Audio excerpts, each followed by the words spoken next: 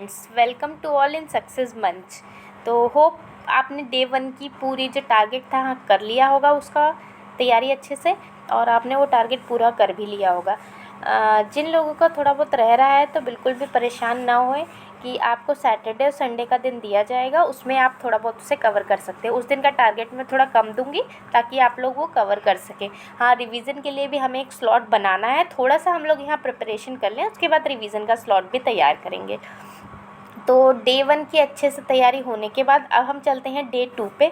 तो कल के दिन पूरा 7 मई को आपको क्या करना है उसके बारे में आज देखते हैं। तो चलिए देख लेते हैं। डे 2 में सबसे पहले आपको फैक्ट शीट तैयार करनी है। तो फैक्ट शीट जैसे कि मैंने पहले भी एक फैक्ट शीट दी थी, उसकी वीडियो अपलोड कर रखी है। तो प्राचीन इतिहास की पुस्तकें और उनके लेखक, ये पार्ट 2 लेकर आऊँगी। वो पार्ट 1 था, बहुत सारे वो भी थे और बहुत सारे ये भी है। एक चीज़ इसमें ध्यान रखिएगा कि ये फैक्ट्स हैं मेमोराइज़ करने वाले, इनमें समझाने का कुछ नहीं है, बस आपको मेमोराइज़ करना है। तो अपनी तरफ से कुछ भी ट्रिक्स लगा के आप इसे जोड़ के याद कर सकते हैं। मैंने जितनी हो सकती है उतनी ट्रिक्स आपको बताई हैं, और भी कोशिश करूँगी आगे आने वाली वीडियोज़ में ट्रिक्स के थ्रू आपको याद करवाएं। तो क्योंकि हमारे पास 4 ऑप्शन होते हैं, तो ऑप्शन में हमें उस समय पहचानना होता है, लिखना नहीं होता, पहचानना होता है। इसलिए अगर आपने 2-4 बार इसको पढ़ लिया और ट्रिक से याद कर लिया, आप बहुत अच्छे से इसे रिकॉल कर पाएंगे। सॉरी। चलिए नेक्स्ट हम देखते हैं यूनिट 1 में। तो यूनिट 1 में आप लोगों ने 4 टॉपिक पहले तैयार किए थे, अब आप करेंगे ब्राह्मण ग्रंथ, आरण्यक, उपनिषद, वेदांग, स्मृति, ऋत, सभा और समिति, सदर्शन और गणतंत्र। ये टॉपिक बहुत ज़्यादा नहीं है, बहुत छोटे छोटे से टॉपिक है। एटलीस्ट 10 to 15 पेजेस में कवर हो जाएगा। मुश्किल से आपको 1.5 से 2 घंटा लगेगा, उससे ज़्यादा इस टॉपिक में नहीं लगेगा आपको। अगर आपको कोई भी क्वेरी है, कुछ चीज़ समझ नहीं आ रही है, तो प्लीज़ मुझे कमेंट बॉक्स में ज़रूर बताइएगा, और अपने फ्रेंड्स को शेयर ज़रूर कर दीजिएगा स्ट्रेटजीज़, और लाइक ज़रूर कीजिएगा चैनल को। चलिए देखते हैं। यूनिट 3 और 4 में एक साथ लेके चल रही हूँ, क्योंकि हम जब फीचर्स पढ़ेंगे इंडिया के, तो साथ में एमपी के फीचर्स भी उससे रिलेट करते चलेंगे। जैसे कि आपको पता है कि भारत की जलवायु है वो मानसूनी जलवायु, उष्णकटिबंधीय मानसूनी जलवायु। तो एमपी की जलवायु भी उष्णकटिबंधीय मानसूनी जलवायु है, तो इससे आप रिलेट कर सकेंगे, आपको याद करने में प्रॉब्लम कम आएगी। जैसे कि इसका भौतिक, जब आप विभाजन भारत का याद करेंगे तो उत्तर में हिमालय, दक्षिण में समुद्र, और इसी तरह पूरा पश्चिम में बात करेंगे तो ऑलमोस्ट एमपी का भी आपको उससे आइडिया लग जाएगा कि एमपी कहाँ पे सिचुएटेड है as a text of India. तो इससे आपको बहुत अच्छे से याद हो जाएगा। अब इसमें भारत का भौतिक विभाजन है, इसमें आप पर्वत, पठार, मैदान सब कर लेना, नदियाँ छोड़ देना, क्योंकि नदियाँ बहुत बड़ा टॉपिक है, तो वो अलग से मैं आपको इसमें स्ट्रेटजी वीडियो में दूंगी टारगेट के रूप में। इसमें पर्वत वो और भूगर्भिक संरचना, ये सब आपको इसमें पढ़ना है, नदियाँ इसमें नहीं पढ़ना है।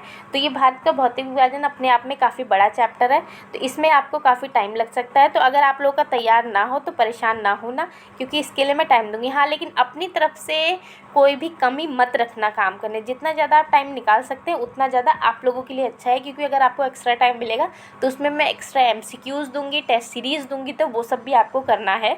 इसलिए आप अपनी तरफ से बेस्ट दीजिएगा अपना। चलिए यूनिट 9 की बात कर लेते हैं। तो इसमें आपको इलेक्ट्रॉनिक्स हमने कर लिया था, अब हम करेंगे रोबोटिक्स। तो 2 टॉपिक हमारे तैयार हो जाएंगे। विविध के पोर्शन में चैप्टर नंबर 11 है ये, विविध का, परीक्षा धाम का। तो इसका मैंने PDF आपके टेलीग्राम चैनल पे डाल दिया है। तो जिनका ये पूरा नहीं हुआ हो वो तो एक बार इसे पूरा कर ले, और अगर जिनका पूरा हो गया हो तो एक बार रिवाइज़ कर ले, क्योंकि ये फैक्ट है, फैक्ट जल्दी याद नहीं होते। बाकी हम जब रिवीजन करेंगे तो बहुत अच्छे से कर लेंगे। तो रोबोटिक्स यहाँ पे मैंने इसलिए आपको कम दिया, जिसका पूरा हो गया वेल एंड गुड, नहीं हुआ है तो वो पूरा करें, और एक बार उसे बस ससरी निगाहों से देख लेना, रिविज़न कर लेना। चलिए आगे चलते हैं। यूनिट 8 में आपको 7 मई की करंट अफेयर पढ़नी है, एमपी की और इंडिया दोनों की, मतलब इंटरनेशनल और नेशनल दोनों। स्पोर्ट्स पे स्पेशली फोकस करना आप लोग, क्योंकि पेरिस जो ओलंपिक होने वाले हैं उसका विशेष ध्यान देना है आप लोगों को इसमें, कि उसका मैस्कॉट क्या है, शुभंकर क्या है, ये सब आपको ज़्यादा ध्यान देना है। और इसमें जनवरी के जो इंडिया इंटरनेशनल और नेशनल करंट अफेयर है और एमपी का जो रिवीजन कल कर रहे थे उसी को आगे कंटिन्यूस करेंगे। आप किसी भी बुक से पढ़ सकते हैं, पीडी मैंने आपको शेयर कर ही दी है। और 1 साल से ज़्यादा का करंट अफेयर पढ़ने की ज़रूरत नहीं है, पूछने को तो 5 साल पहले का भी पूछ सकते हैं, तो इतना ज़्यादा आपको दिमाग लगाने की ज़रूरत नहीं है। 1 साल से ज़्यादा बिल्कुल भी नहीं पढ़ना है। तो आप ऑलमोस्ट मई तक का हम लोग यहाँ कवर करेंगे। तो हम जनवरी से शुरू कर रहे हैं, पिछले जो दिसंबर नवंबर है वो हम बाद में कवर करेंगे। तो जनवरी का रिवीजन करना है आपको आज भी, एमपी का और नेशनल इंटरनेशनल स्पोर्ट्स सब कुछ मिला के। इसमें 2-3 दिन और लेंगे। अब एमसीक्यू प्रैक्टिस, ये सबके मन में क्वेश्चन आ रहा है कि ये कहाँ से करें। मैं इसके लिए आपको कुछ बुक्स मैं भेज रही हूँ। मैं भेजती हूँ आपको, लूसेंट की ऑब्जेक्टिव भेज दूँगी और पुणेकर की भेज दूँगी ऑब्जेक्टिव, उसमें से आप लोग कर सकते हैं। और कुछ वीडियो भी मैं रिकमेंड कर दूँगी जो ट्रिक के माध्यम से आप लोग को लर्न करवाने की कोशिश करते हैं। और ऑलमोस्ट मैं वीडियो उसी पर भेजूँगी जो हम टॉपिक ऊपर तैयार कर चुके हैं, तो इससे आपका रिदम भी बना रहेगा। और आप अपनी तरफ से भी कुछ भी एमसीक्यू, टेक्स्ट बुक की एक सीरीज़ आती है जो ऐप है आपका, उसको भी सब्सक्राइब करके उसमें बहुत सारे क्वेश्चन पेपर हैं वो भी कर सकते हैं, क्योंकि अंत में हमें लक्ष्य तो हर हाल में पाना है।